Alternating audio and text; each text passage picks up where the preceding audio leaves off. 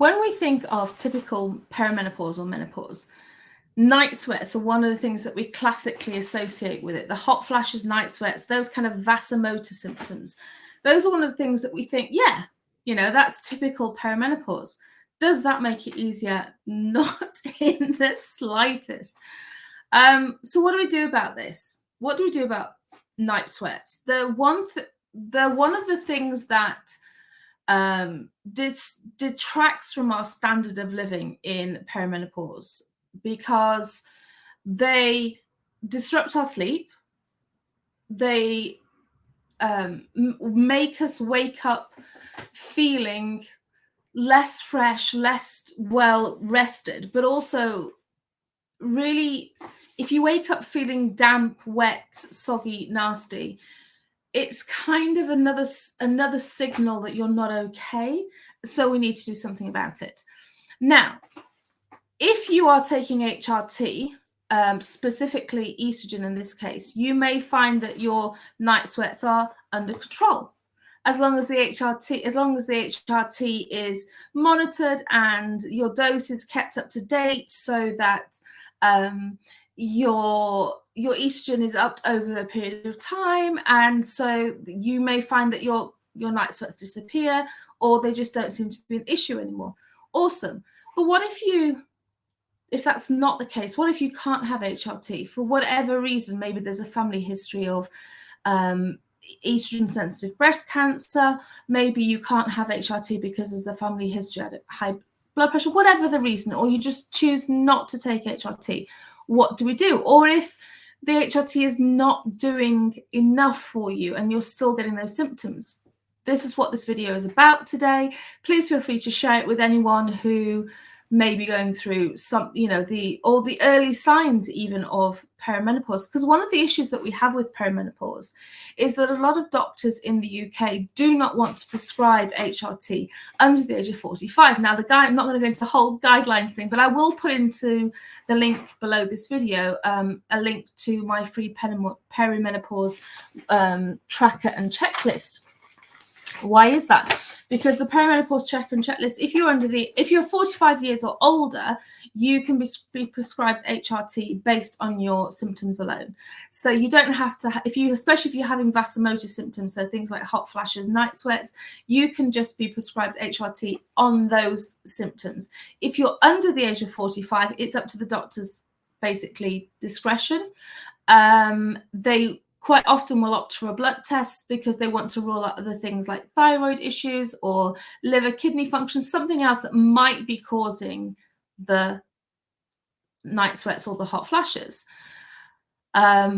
Unfortunately, for many women, they might not be getting the help they need. I hate to say they might not be taking seriously, because this isn't a bash against the doctors or the nurse practitioners, but it just might be that they are not being presented with the options that would be optimal for their care. So what I've done is I've created a checklist and a tracker, because if you fill this out and you go and present it with tracking your symptoms over time, and you've got a checklist of symptoms that you've experienced, you go and you present your evidence to them, and it's much easier for them to see it in black and white and to assess whether you've ticked enough of the symptoms for them to warrant taking it further. You see what I mean? So it's really, really helpful. I'll put the link below.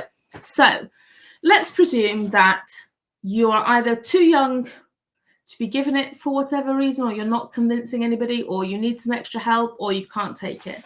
What are we doing? First and foremost, we need to look at the temperature of the room. That might sound super obvious, but you might be sleeping with somebody in the room that likes the room a little bit warmer. Okay, so it might be literally a case of the room temperature has to drop, and they have to have extra stuff on their side of the room. Okay, extra blankets, extra duvet, extra whatever, because you need to have quite a cool room. I mean, we're talking, not freezing cold, 19, 20, 21 is okay, but it needs to be an ambient temperature, not too warm, because you need to have a cooler room and make sure that you're wearing breathable fabrics. Now, back in the day, we used to suggest that Egyptian cotton was the very finest thing to sleep in. Yeah, I get that. You know, we don't want to be sleeping in synthetic fibers. However, cotton isn't where it's at in perimenopause, unfortunately. Why is that? Well, cotton, when it gets damp and it stays damp, and then it gets heavy and it gets sticky and it gets wet and it gets cold. That's not a nice combination when you're in perimenopause, because what happens when it gets damp and cold is it wakes you up, or you get rashy. Sounds a really awful thing to say, but it's absolutely the truth. So it'll either wake you up, or when you wake up, you will feel really kind of unpleasant. So what we suggest instead is looking at something like bamboo. Bamboo is an amazing fabric, because it is very, very breathable. It is very, very sustainable, so it's great for the environment, but it's also thermoregulating. Thermoregulating meaning that it keeps you warm when you need to be warm, it keeps you cool when you need to be cool. But it also is incredibly lightweight, and you don't sweat in it. So you'll wake up, if you can get bamboo bedding, which will keep you cool, and you can also get bamboo nightwear. Okay. It's funny because when people used to say bamboo to me, I resisted bamboo. My best friend was banging on about bamboo bedding for a long time. And I was always like, Vic, come on, I'm not bamboo. I'd looked at some of the styles of bamboo and I was like, nah, not for me. I'm not really into it. And I'll tell you why I changed my mind in a minute. But bamboo is absolutely the thing that you need most in your life when in perimenopause, in terms of bedding, nightwear, loungewear, underwear. Honestly, game changer. Many reasons. First of all, as I said, just for bedding, because you will just it will keep you warm, it will keep you cool. Amazing. Let's have a look at nightwear, and I've brought a piece of bamboo nightwear for you. So talking about changing your mind, I actually went and started an entire lifestyle brand, thanks to my friend who introduced me to bamboo nightwear. I'm not saying you have to buy my brand, but I started Kate Grosvenor Lifestyle just because I wanted a whole collection of the things that are most suitable for perimenopausal women. Like literally, I started a whole female orientated brand just because of this. But this is bamboo nightwear, and what you'll see is I don't know if you can see this in the light, but it's incredibly silky, and it feels quite heavy, and it feels substantial as a fabric, but this will keep you cool. You'll wake up not sweaty at all, fresh as a daisy, and just absolutely, like, you won't feel like you've sweated through any fabrics at all. This particular one is from an iconic Australian brand, but we do it in, you can have as I said, nightwear, lingerie, loungewear, and you will wake up feeling fresh. And that is so important, not just for so you don't get a disrupted sleep, because that's not fun. Like the days when we had disrupted sleep, if you've had kids, for example, we don't need to do that again. Like those days are way behind us. We really don't need disrupted sleep. We need to, as much as we humanly can, get a good night's sleep. Okay, so we don't need to disrupt it just for a simple case of wearing something that's more breathable, something that's more thermoregulating. So again, looking at the sleep, what else can we do? So we've looked at temperature of the room, nightwear, bedding. The other thing that we need to look at is, what are you doing before bed? One thing we know about vasomotor symptoms is they're made worse by stress. There's no left and right way to say that. They are made worse by stress. So the more things that you can do to de-stress, unwind, defrag, whichever way you want to say it, before bed, the better. No secret to most people, as I'm a life coach, but I am a big yogi. I'm not a good yogi. I'm not a very bendable yogi. I'm an old yogi. I'm 50, but I'm a yogi nonetheless. It's my me time in the day. There's lots of yoga that you can follow. That's Yoga by Adrienne, who's prolific on here on YouTube, is amazing. It's some nighttime routines that are very They're not difficult routines. You don't have to be doing yoga for a long time to follow them. She's a real sweetheart as well. She's not patronizing in any way. She won't make you bend into shapes that you can't bend into, but they're very gentle. They're very kind. They're very soothing routines that you can do before bed, and they're specifically aimed at nighttime routines. It's thinking about as well, what are you drinking, what are you eating before bed? So alcohol, I'm afraid, in perimenopause in general do not go very well together. I hate to tell it to you, to say it to you, but also if you're having sugar quite close to bedtime, we want to have that pudding, that treat. If the day's been a bit rough in perimenopause, we all in perimenopause will tend to find that we can get that perimenopause rage. It's quite common because we don't regulate our emotions as easily. Again, this is not a blame game. We tend to have less serotonin because we have more issues with our gut. We're not pointing fingers here. But we tend to have less progesterone, which is a soporific, which makes us more relaxed and calm. We might have more gut issues, which means that we have less serotonin. So we're dealing with less tools and resources to help us feel calm. So if we add things like alcohol in there, if we add things like sugar in there, unfortunately, sugar can make our heart race because we might also be insulin resistant. This is so much fun, isn't it? So we might be insulin resistant, which means our body might then try and burn it off before we go to bed. If we're having sugar before bedtime, we might get a racing heart. Now, the thing is that, as we know, our body and our minds are interlinked. So we have a racing heart. Our brain might think there's a problem. Okay, why is the heart racing? What am I anxious about? Where's the danger? What's happening? What's going on? Why is there a sudden problem? Makes sense? So when we have all these issues going on, we feel stressed. Have you ever had a hot flash and thought, why do I feel anxious? And why do I feel anxious just before I get a hot flash? Why is the hot flash causing anxiety? It's the other way. We tend to find that the anxiety is actually causing the hot flash because we get this anxious thought and we get a hot flash straight away afterwards. So we know that the two are really, really interlinked. So if you go to bed and you're feeling really stressed, you're more likely to get night sweats than if you go to bed feeling really calm. So working on your stress, whether it's yoga, whether it's just having calming thoughts, whether it's brain dumping, getting all your thoughts out on paper, whether it's meditating, calming down, reading a book, listening to a calm app, whatever you can do to calm down before bed is really, really beneficial for you, okay, before you go to sleep. And then before you get to even into your bedtime, avoiding things like alcohol, avoiding caffeine, avoiding sugar, so that you have a better chance of going to sleep and feeling rested, relaxed, calm, and telling your brain, it's ready for bed and it's not got any of those stimulants, none of those things that will wake it up. All right. So have a think about those things. Now, when we look at supplements, because people will say, well, what can I take? Because all those things are lovely. They're all lifestyle things, but what things can I take that will help me with, instead of HRT or on top of HRT? Right, the one that if you Googled it, would come up the most is this one. It's called Black Cohosh.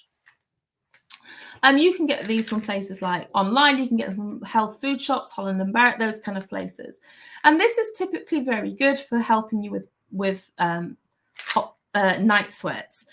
Some people, if you look online, I'm not a medical professional. I'm a life coach. I help women with the mindset, the mental health side of perimenopause and the lifestyle side of perimenopause. I'm not a medical doctor. Nutritional experts quite often will recommend taking milk thistle because that's a liver support. You wouldn't take it all the time. You would just take it for, I believe, a few weeks, but you'd have to look that up. Always, if you're taking more supplements, I would always get medical advice before taking new supplements, just to be on the safe side. But Black Cohosh is a very common supplement to help with hot flashes, night sweats, sorry. Other things that you could take, it would be magnesium. Magnesium is something that we all need magnesium, but it also can help you to feel more sleepy. It can help you to feel more relaxed at bedtime. The one that I would recommend, there's so many different types of magnesium. The one that I would take would be this one, magnesium as citrate, because it's metabolized well by the body. There's lots of different types. You could always, if you go to a health food shop, you could ask them for their advice. Something else that you could take would be, you could have like a sleepy tea. There's one that tea pigs do. It is called valerian. No, it's not. Sorry, it's called calm, but it has a root called valerian in it. And again, you know, follow your own thoughts, follow your own opinions on this, or do some research on it. There's some people that say valerian has addictive qualities because it makes you feel very sleepy. It's in a lot of things like calms and stuff like that. But, you know, if you had it on the odd night, it wouldn't obviously be as have those addictive qualities. I have to be very careful. Obviously, I can't give you medical advice because I'm not a medical professional. So as always, this is just suggestions. It's not medical advice. And I just always will say that to you. Other things that you could try, because again, it's all about being calm before you sleep, because every time you're calmer before you sleep, you're going to feel better when you're asleep. Things like snooze. This is one by Star Power, I think it's called. Snooze. I'll tell you what's in it. I'll just put my glasses on to tell you what's in this. The Joys of Old Eyes. It's got L-theanine in it, lavender and chamomile. So it's a vegan gummy. Don't know if I'm showing it there. Can you see that one okay? Oh, can I show up the camera? Put the lights on it. But it's just a little gummy. They're really nice. You just and again, that's just to help you feel calmer. And there's other things that you could take. You could take a CBD oil, for example. There's one called, you can take the gummies. There's, you know, again, this is where your health food shop would come in. You could go in and ask them for things that would make you feel relaxed, make you feel calm before you sleep. These are all ideas that you could do. But have a look at your stress levels as well. It just in general, there are two things that I would always say to any woman that's in perimenopause. To give yourself the best chance of going through perimenopause with the fewest symptoms that will be as disruptive as little as possible through this journey that you're going through, would be to have a look at managing your stress, trying to reduce it as much as possible. And remember that you can't control what life is doing for you. There's no possible, life is going to happen. There's no way that life doesn't happen to every single human. Of course it does. But it's how you react to it. It's how you manage your symptoms that are hugely important. So it's really thinking about, what am I doing for myself every single day that makes me happy? How am I looking after myself? How am I managing myself? This is something that I focus on very much in my monthly membership. If you want to know more details about that, you feel free to pop me an email. I'm really happy to talk to you about that one. My monthly membership is something where women get together. We've got lots and lots of resources. We get together every single week and we hold each other accountable. And I teach you all about just looking after yourself and taking really, really good care of yourself. And lots of mindset work, lots of mental health work, lots of lifestyle stuff as well. And it's a beautiful place to feel supported and cared for, and teaching you how to put yourself on your own priority list. So manage your stress is really important. And the other one is taking really good care of your gut. 95% of your serotonin is your feel-good hormone, is not produced in your brain, it's produced in your gut. So your gut is a very, very important part of your perimenopause journey, because unfortunately, when our body is trying to produce serotonin in the gut, it's dealing with all the other things, and it's competing with all the other things as well that's going on. So we have a lot of imbalances in our systems during perimenopause.